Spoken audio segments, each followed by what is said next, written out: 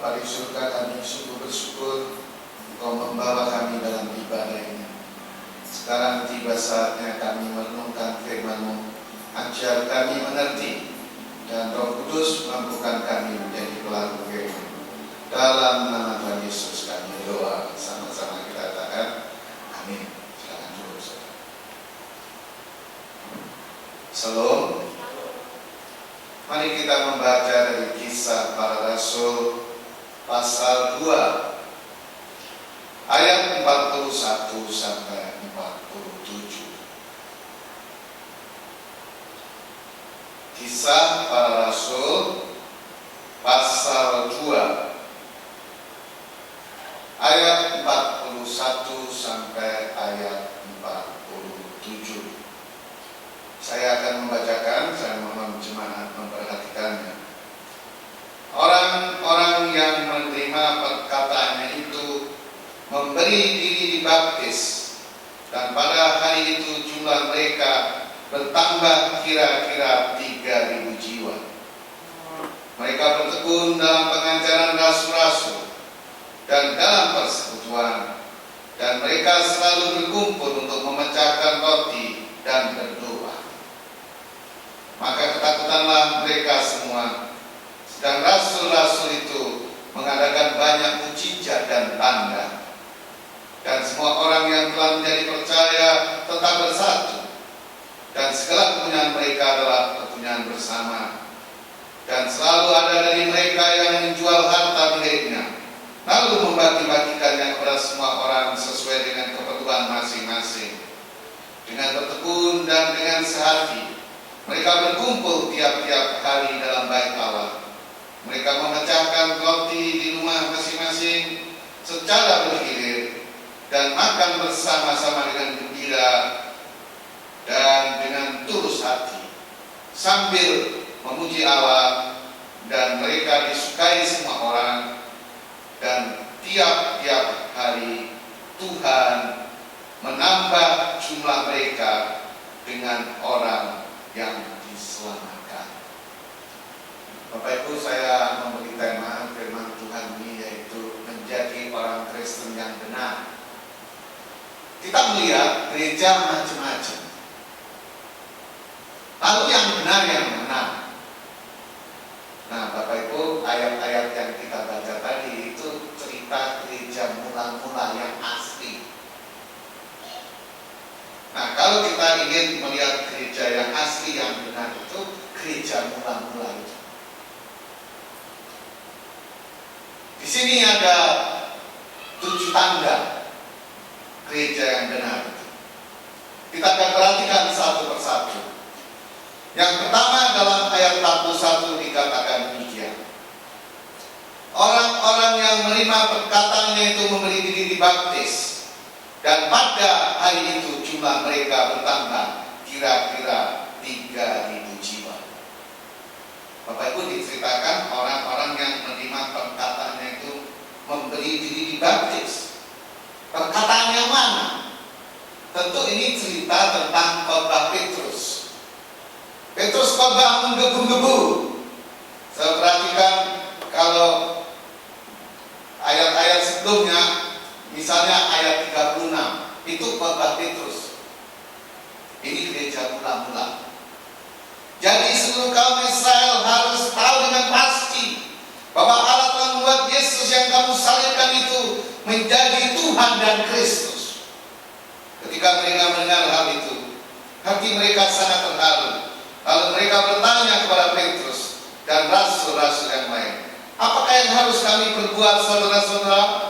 Jawab Petrus pada mereka, bertobatlah, dan hendaklah kamu masing-masing memberi dirimu dibaptis dalam nama Yesus Kristus untuk pengampunan dosamu, maka kamu akan menerima karunia Roh Kudus. Nah, ketika rasul-rasul ini berkata, bertobatlah, bila dirimu dibaptis, orang yang mendengar itu terus memberi dibaptis. Bertobatlah, bila dirimu dibaptis. Jadi intinya Bapak Ibu, kalau orang ingin jadi orang Kristen yang benar itu tidak harus dimulai dengan pertobatan. Nah, tanda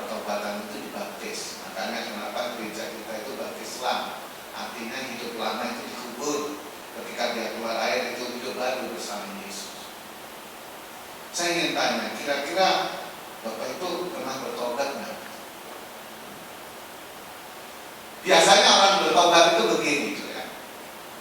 Wah, hidup saya ini salah, nggak benar ini. Saya ini udah berdosa.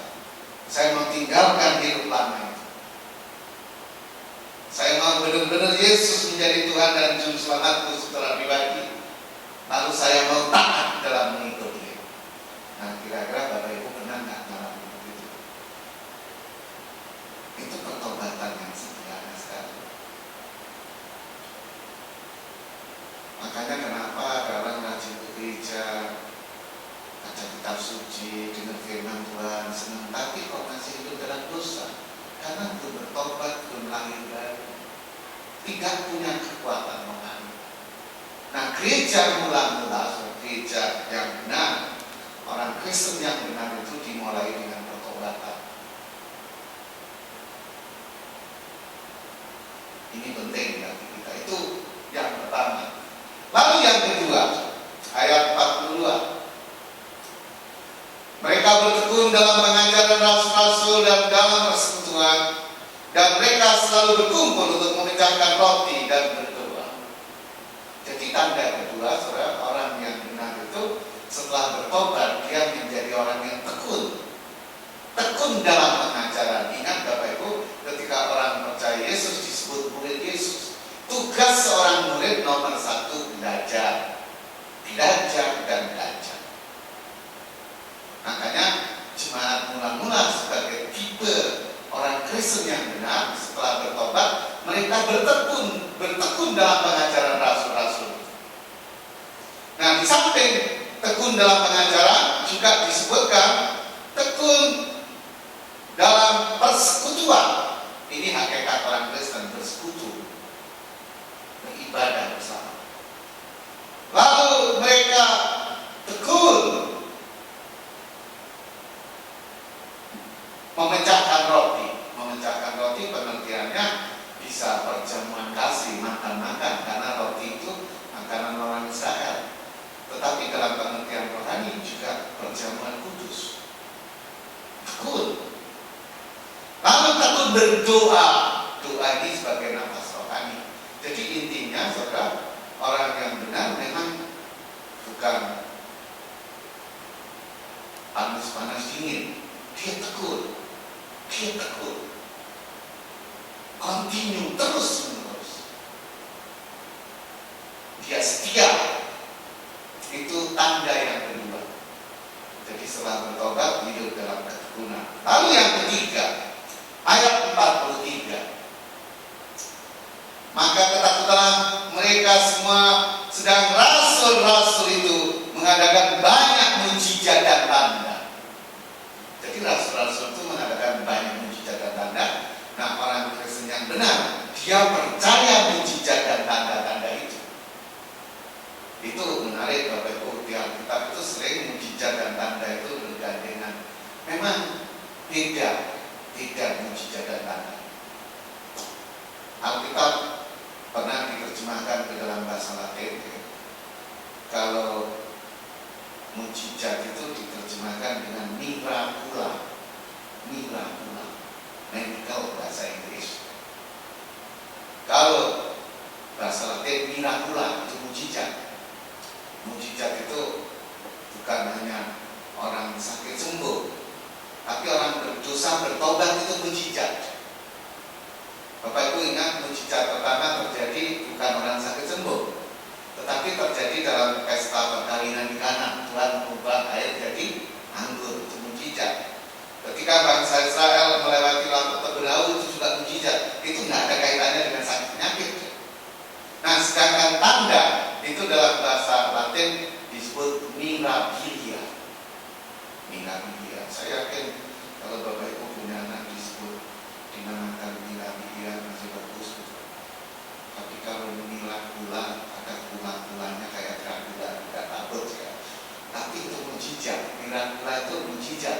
Mirabilia itu tanda. Jadi tandanya orang mengalami mujizat itu ada perubahan. Oh, Tuhan sudah sayang saya, Tuhan sudah buat mujizat pada saya, maka saya akan cinta Tuhan, saya akan serius dengan Tuhan. Jadi kalau orang sembuh tapi terus tidak ke gereja, itu mujizat dari mana itu? Ini penting bagi kita. Karena orang Kristen mula-mula sebagai tipe orang Kristen yang benar, setelah bertobat mereka tekun, karena tekun mereka mengalami mujizat dan tanda-tanda itu. Saya sering mengalami mujizat, keluarga saya mengalami mujizat. Dulu waktu saya pacaran dengan istri saya, baru seminggu kira-kira pacaran itu, pacar saya ngomong gini, "Mas, saya harus terus terang sejak awal." Saya bilang, "Ya harus terus terang, Pak. Saya ini sebenarnya tiap hari minum obat." Saya bilang, "Ya jangan bergantung obat." Tapi dia bilang gini, "Saya kalau nggak minum obat pingsan, nggak kuat." Saya bilang gini, dalam cinta ada mujizat. Terus dia nggak minum obat, pingsan beneran. Pingsan beneran. Terus saya kayak ditegur Tuhan, saya, "Kamu hamba Tuhan, anti obat. Tapi kalau jemaat punya apotek jual obat, kamu mau terima persekutuan dokter selalu pakai obat, kamu mau terima uang dari dokter? Apakah ibu-ibu yang melahirkan yang nolong pendeta atau dokter? Ibu-ibu waktu melahirkan yang nolong pendeta atau dokter? Dokter bisa dipakai juga."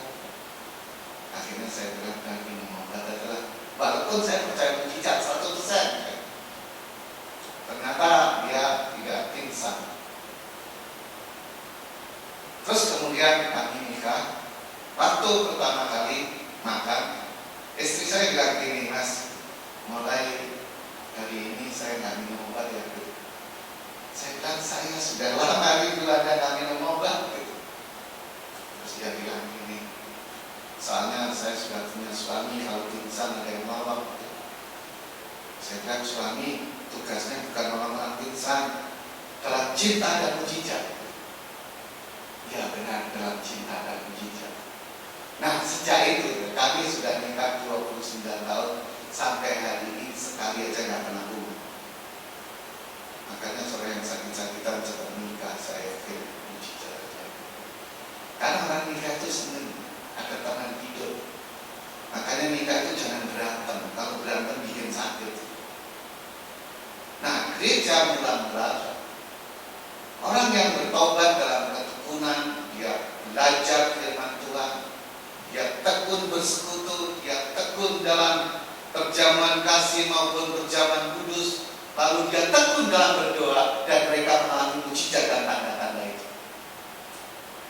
Lalu yang keempat, ayat 44, "Dan semua orang yang telah menjadi percaya tetap bersatu." Ini ciri khas orang Kristen benar. Bersatu, kompak. Karena apa? Karena dia dilahirkan oleh satu Bapa, oleh satu Roh Kudus, satu Tuhan.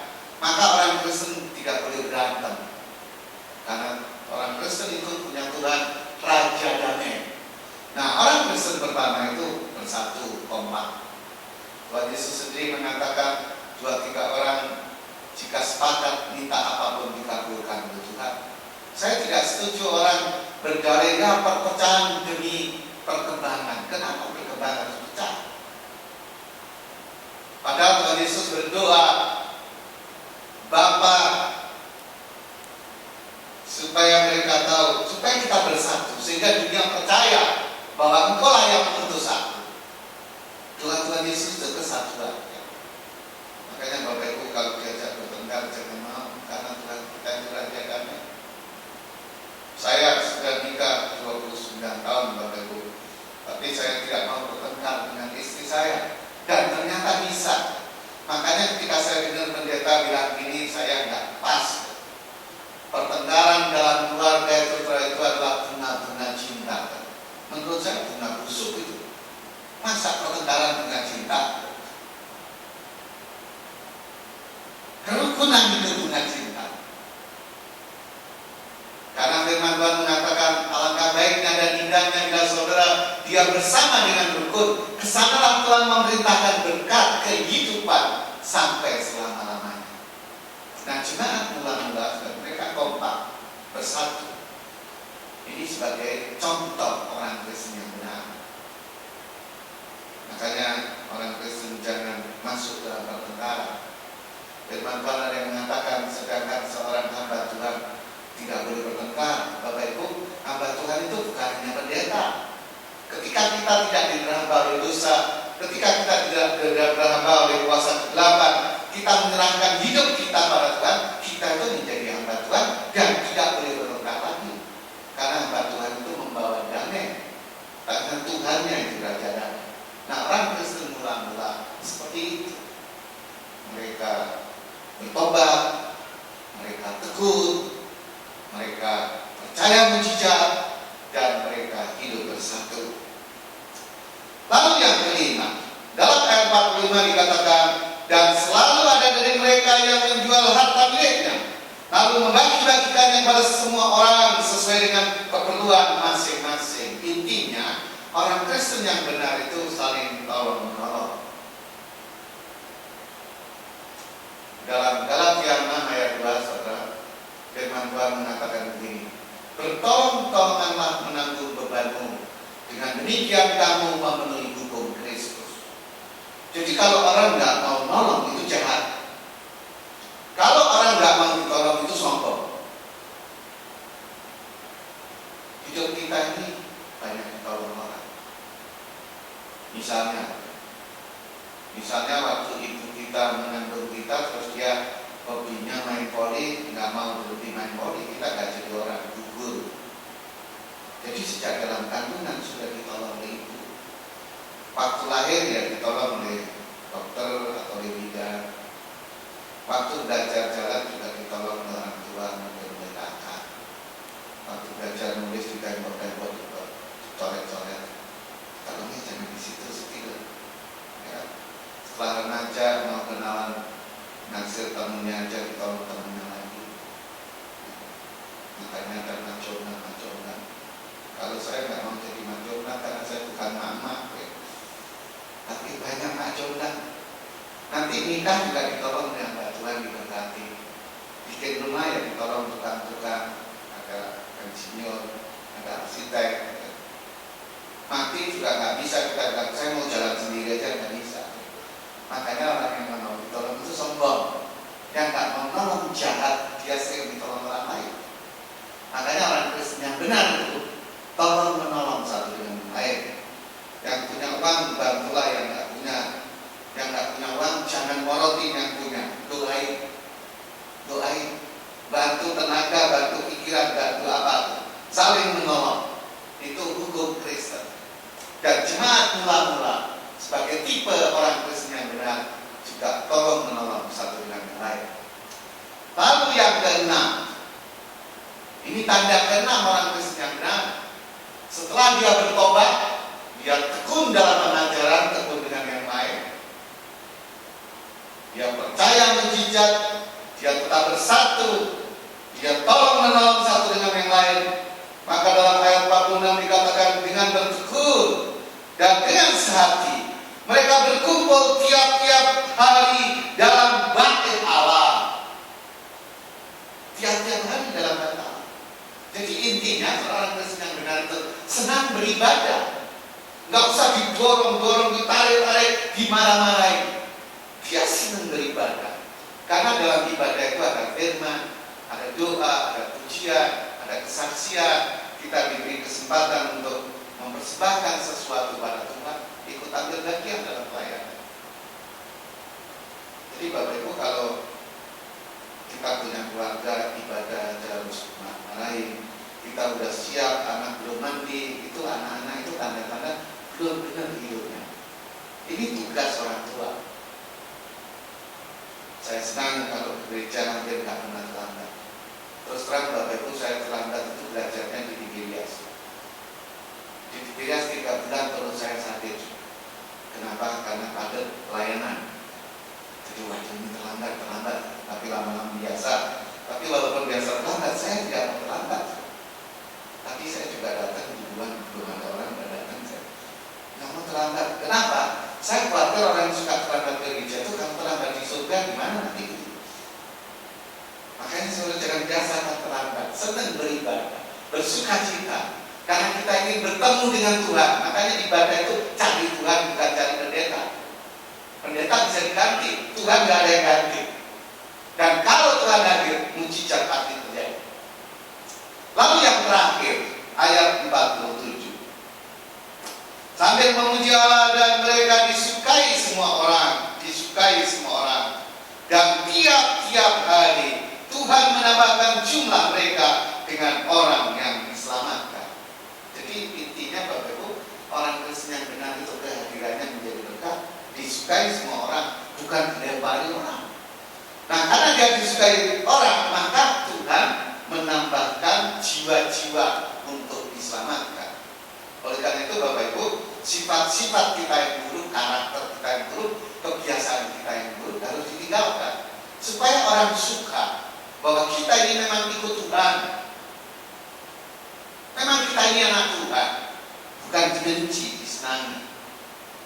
Itu sesuatu yang indah. Itu orang Kristen yang benar. Disukai banyak. Saya tidak tahu bagaimana Bapak Ibu. Tapi intinya begini.